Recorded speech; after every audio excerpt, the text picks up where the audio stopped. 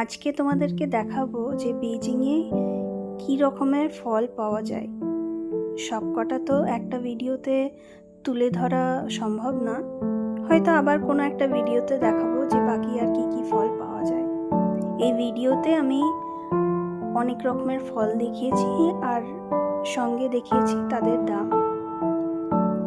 এর মধ্যে অনেক কটাই ফল আছে যেটা প্রথমবার আমি বেজিং এসেই টেস্ট করি।